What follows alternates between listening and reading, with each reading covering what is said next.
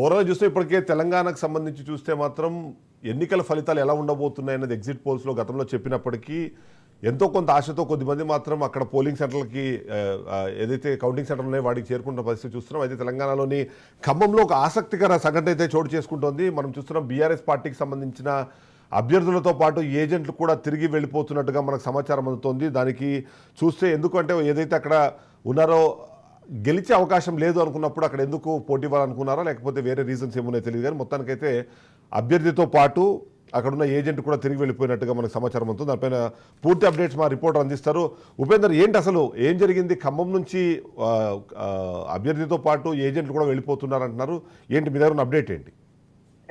ఏదైతే ఇప్పటికీ కౌంటింగ్ అయితే ప్రారంభమైంది, దాదాపు 19,000 పైచిలకు అటు మెజారిటీ రావడంతో మాత్రం అటు బీఆర్ఎస్ అభ్యర్థి ఓటమి చెందుతానని భయంతో వెంటనే ఇటు కౌంటింగ్ కేంద్రం నుంచి కూడా వెనుదిరిగి వెళ్లడం జరిగింది.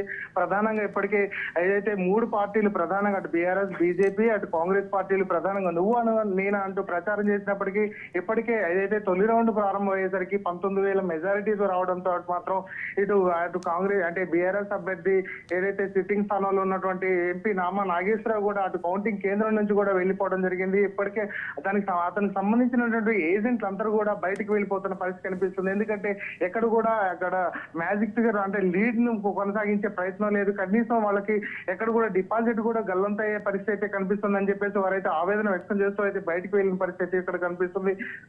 ప్రధానంగా ఇప్పటికే కాంగ్రెస్ అభ్యర్థి తొలి రౌండ్ ఇప్పటికే బ్యాలెట్ ఓట్లను లెక్కించడంతో దాదాపుగా అక్కడ కూడా ఎక్కువ మెజారిటీ అటు కాంగ్రెస్ పార్టీకి వచ్చింది. అదేవిధంగా ఇప్పుడు తొలి రౌండ్ అయ్యేసరికి మాత్రం ప్రధానంగా ఇప్పటికే 19,000 మెజారిటీని అటు కాంగ్రెస్ పార్టీ కైవసం చేసుకుంది. గతంలో కూడా ఇక్కడ అసెంబ్లీ ఎన్నికల్లో దాదాపుగా 7 స్థానాలు ఉంటే 7 స్థానాలు కూడా కాంగ్రెస్ కైవసం చేసుకోవడంతో ఆ వేవ్ అయితే కొనసాగుతుంది. ఇప్పటికే కాంగ్రెస్ పార్టీకి సంబంధించినటువంటి నేతలంతా కూడా తమ ఫలితాలను చూసైతే సంతోషం వ్యక్తం చేస్తున్నారు. ఇప్పటికే గెలుపు తమదే అంటూ కూడా ఇప్పటికే సంబరాలు చేసుకోవడానికి అయితే అందరూ కూడా ఏర్పాట్లు అయితే చేసుకున్న పరిస్థితి కనిపిస్తుంది. ఇక జిల్లా వ్యాప్తంగా ఉన్నటువంటి ఏడు సెగ్మెంట్లకు సంబంధించినటువంటి 7 సెగ్మెంట్ లో కూడా ఇప్పటికే దానికి సంబంధించినటువంటి ఏర్పాట్లన్నీ కూడా చేస్తున్నారు. ప్రధానంగా ఏదైతే అటు బీజేపీ పార్టీ కూడా సెకండ్ లీన్ అయితే కొనసాగించే ప్రయత్నం అయితే ఇక్కడైతే అవుతుంది. ఎందుకంటే ఇప్పటికే బీజేపీకి సంబంధించినటువంటి తాండ్ర వినోద్రావు కూడా తన ఏజెంట్లతో మాత్రం కౌంటింగ్ కేంద్రంలోనే ఉన్నారు. ఇటు బీఆర్ఎస్ పార్టీకి సంబంధించినటువంటి సిట్టింగ్ స్థానంలో ఉన్నటువంటి నామా నాగేశ్వరరావు మాత్రం అటు కౌంటింగ్ కేంద్రం నుంచి వెళ్లిపోవడంతో మాత్రం అటు బీఆర్ఎస్ శ్రేణులు కూడా కొంత నిరాసక్తిని అయితే వ్యక్తం చేస్తున్న పరిస్థితి కనిపిస్తుంది. ప్రధానంగా గతంలో జరిగినటువంటి 2014 అదేవిధంగా 2018 మొన్న జరిగినటువంటి 2023 అసెంబ్లీ ఎన్నికల్లో కేవలం ఖమ్మం నియోజకవర్గం ఒకే ఒక సీట్ మాత్రం గెలిచింది. అది కూడా కష్టం మీద గెలవడంతో మాత్రం వారంతా కూడా కొంత నిరాసక్తిని వ్యక్తం చేస్తున్నారు. ఎందుకంటే కేసీఆర్ ఏదైతే ఇక్కడి నుంచే ప్రారంభమైంది, కేసీఆర్ శకం కూడా ఇక్కడి నుంచే ప్రారంభమైంది, కేసీఆర్ పత్రం కూడా ఇక్కడి నుంచే ప్రారంభం అవుతుందని చెప్పేసి అయితే అటు కాంగ్రెస్ శ్రేణులు కూడా చెప్తున్న పరిస్థితి కనిపిస్తుంది. జిల్లాలో ఎక్కడ కూడా ఏదైతే బీఆర్ఎస్ నేతలు చేసినటువంటి అరాచకాలు కావచ్చు, అదేవిధంగా కుంభకోణాలు కావచ్చు, మట్టి దందాలు కావచ్చు, ఇవన్నీ కూడా ఆ పార్టీకి పెద్ద పెట్టుగా చెప్పుకోవచ్చు.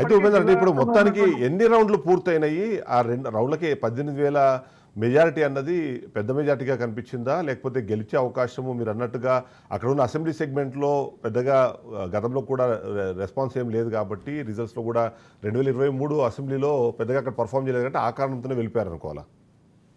మొత్తం చూసుకుంటే మాత్రం ఇప్పటికే 2 రౌండ్లు మొదటి రౌండ్ లో కూడా అదేవిధంగా ఏదైతే పోస్టల్ బ్యాలెట్ లో కూడా ఆధిక్యాన్ని అయితే కాంగ్రెస్ కొనసాగిస్తూ వస్తుంది. ఇప్పటికే 2వ రౌండ్ వచ్చేసరికి దాదాపు భారీ మెజారిటీని రావడంతో మాత్రం అటు బీఆర్ఎస్ శ్రేణులు మాత్రం కొంత నిరాసక్తిని అయితే వ్యక్తం చేస్తూ అటు కౌంటింగ్ కేంద్రానికి సంబంధించినటువంటి ఏజెంట్లు కూడా ఉన్నారు. వారంతా కూడా వెనుదిరిగి అంటే కౌంటింగ్ కేంద్రం నుంచి కూడా ఏజెంట్లు కూడా వెళ్లిపోవడం మాత్రం అది వారు వన్ సైడ్ అయిందని చెప్పేసి మనం చెప్పుకోవచ్చు. ఎందుకంటే ఇక్కడికి సంబంధించినటువంటి ఏదైతే మంత్రులుగా ఉన్నటువంటి బట్టి విక్రమార్క కావచ్చు, అదేవిధంగా పొంగులేటి శ్రీనివాస్ రెడ్డి, తుమ్మల నాగేశ్వరరావు వీరంతా కూడా తమ కాంగ్రెస్ ని గెలిపించుకోవడం కోసం శాయశక్తిగా కృషి చేశారు. ఖచ్చితంగా ఇక్కడ ఏదైతే కాంగ్రెస్ హవా కొనసాగుతున్న నేపథ్యంలోనే ఇప్పుడు ఈ బీఆర్ఎస్ పార్టీ కూడా తమ ఏదైతే కనీసం ఏదైతే వాళ్ళు ఉన్నటువంటి అంటే డిపాజిట్ కూడా కోల్పోయే పరిస్థితి ప్రధానంగా కనిపిస్తుంది. ఇప్పటికే ఏదైతే జిల్లా వ్యాప్తంగా ఉన్నటువంటి బీఆర్ఎస్ శ్రేణులు కూడా ఇక్కడ కనిపించిన పరిస్థితి కనిపిస్తుంది.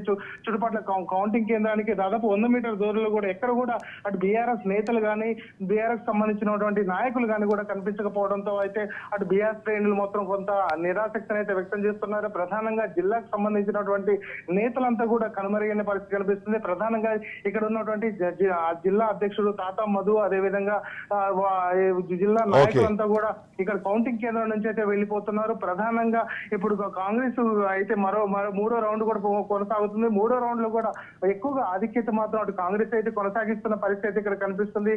వారంతా కూడా ఇప్పటికే అయితే కౌంటింగ్ కేంద్రం వద్ద మాత్రం అటు ఏదైతే కాంగ్రెస్ శ్రేణులు కూడా సంబరాలు చేసుకోవడానికి అయితే ప్రయత్నాలు కొనసాగుతున్నాయండి. రైట్.